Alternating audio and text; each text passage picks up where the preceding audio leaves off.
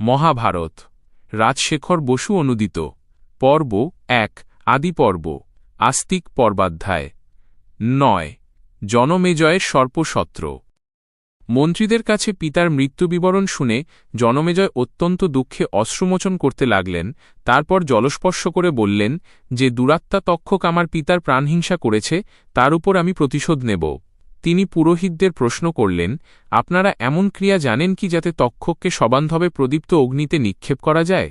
পুরোহিতরা বললেন, মহারাজ, সর্পসত্র নামে এক মহাযজ্ঞ আছে, আমরা তার পদ্ধতি জানি। রাজার আজ্ঞায় যজ্ঞের আয়োজন হতে লাগল। যজ্ঞস্থান মাপবার সময় একজন পুরাণকথক সুত বললে, কোনো ব্রাহ্মণ এই যজ্ঞের ব্যাঘাত করবে না। জনমেজয় দ্বারপালকে বললেন, আমার অজ্ঞাতসারে কেউ যেন এখানে না আসে। অনন্তর যথাবিধি সর্পসত্র আরম্ভ হল। কৃষ্ণবসনধারী যাজকগণ ধূমে রক্তলোচন হয়ে সর্পগণকে আহ্বান করে অগ্নিতে আহুতি দিতে লাগলেন। নানা জাতীয় নানা বর্ণ অসংখ্য সর্প অগ্নিতে পড়ে বিনষ্ট হল। তক্ষক নাগ আশ্রয়ের জন্য ইন্দ্রের কাছে গেল। ইন্দ্র বললেন, তোমার ভয় নেই, এখানেই থাকো। স্বজনবর্গের মৃত্যুতে কাতর হয়ে বাসুকী তার ভগিনীকে বললেন, কল্যাণী, তুমি তোমার পুত্রকে বলো যেন আমাদের সকলকে রক্ষা করে। তখন জরৎকারু আস্তিককে পূর্ব ইতিহাস জানিয়ে বললেন, হে অমরতুল্য পুত্র, তুমি আমার ভ্রাতা ও আত্মীয়বর্গকে যজ্ঞাগ্নি থেকে রক্ষা করো। আস্তিক বললেন, তাই হবে, আমি নাগরাজ বাসুকীকে তার মাতৃদণ্ড সাপ থেকে রক্ষা করব।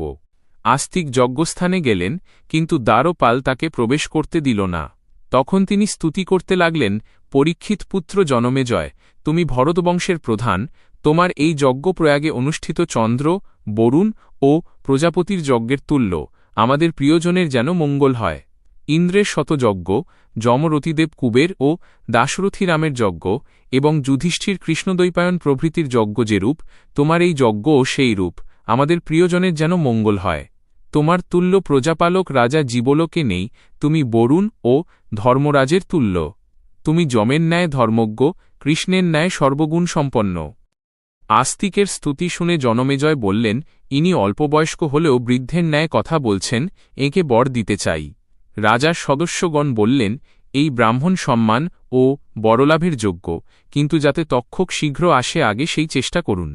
আগন্তুক ব্রাহ্মণকে রাজা বর দিতে চান দেখে সর্পসত্রের হোতা চণ্ডভার্গব প্রীত হলেন না। তিনি বললেন, এই যজ্ঞে এখনও তক্ষক আসেনি। ঋত্বিকগণ বললেন, আমরা বুঝতে পারছি তক্ষক ভয় পেয়ে ইন্দ্রের কাছে আশ্রয় নিয়েছে। তখন রাজার অনুরোধে হোত্রীগণ ইন্দ্রকে আহ্বান করলেন। ইন্দ্র বিমানে চড়ে যজ্ঞস্থানে যাত্রা করলেন, তক্ষক তার উত্তরিয়ে লুকিয়ে রইল। জনমেজয় ক্রুদ্ধ হয়ে বললেন, তক্ষক যদি ইন্দ্রের কাছে থাকে তবে ইন্দ্রের সঙ্গেই তাকে অগ্নিতে নিক্ষেপ করুন। ইন্দ্র যজ্ঞস্থানের নিকটে এসে ভয় পেলেন এবং তক্ষককে ত্যাগ করে পালিয়ে গেলেন। তক্ষক মন্ত্রপ্রভাবে মোহগ্রস্ত হয়ে আকাশপথে যজ্ঞাগ্নির অভিমুখে আসতে লাগল। ঋত্বিকগণ বললেন, মহারাজ, ওই তক্ষক ঘুরতে ঘুরতে আসছে, তার মহাগর্জন শোনা যাচ্ছে। আপনার কার্যসিদ্ধি হয়েছে, এখন ওই ব্রাহ্মণকে বর দিতে পারেন। রাজা আস্তিককে বললেন, বালক, তুমি সুপণ্ডিত, তোমার অভিপ্রেত বর চাও। আস্তিক তক্ষকের উদ্দেশ্যে বললেন, তিষ্ঠ তিষ্ঠ তিষ্ঠ। তক্ষক আকাশে স্থির হয়ে রইল। তখন আস্তিক রাজাকে বললেন, জনমেজয়, এই যজ্ঞ এখনই নিবৃত্ত হউক, অগ্নিতে আর যেন সর্প না পড়ে। জনমেজয় অপ্রীত হয়ে বললেন, ব্রাহ্মণ, সুবর্ণ রজত ধেনু যা চাও দেব, কিন্তু আমার যজ্ঞ যেন নিবৃত্ত না হয়। রাজা এই রূপে বারবার অনুরোধ করলেও আস্তিক বললেন, আমি আর কিছুই চাই না, আপনার যজ্ঞ নিবৃত্ত হউক, আমার মাতৃকুলের মঙ্গল হউক। তখন সদস্যগণ সকলে রাজাকে বললেন, এই ব্রাহ্মণকে বর দিন। আস্তিক তার অভীষ্ট বর পেলেন। যজ্ঞ সমাপ্ত হল। রাজাও প্রীতিলাভ করে ব্রাহ্মণগণকে বহু অর্থ দান করলেন। তিনি আস্তিককে বললেন, তুমি আমার অশ্বমেধ যজ্ঞে সদস্যরূপে আবার এসো। আস্তিক সম্মত হয়ে মাতুলালয়ে ফিরে গেলেন। সর্পগণ আনন্দিত হয়ে বর দিতে চাইলে আস্তিক বললেন, প্রসন্ন চিত্ত ব্রাহ্মণ বা অন্য ব্যক্তি যদি রাত্রিতে বা দিবসে এই ধর্মাখ্যান পাঠ করে, তবে তোমাদের কাছ থেকে তার যেন কোনো বিপদ না হয়।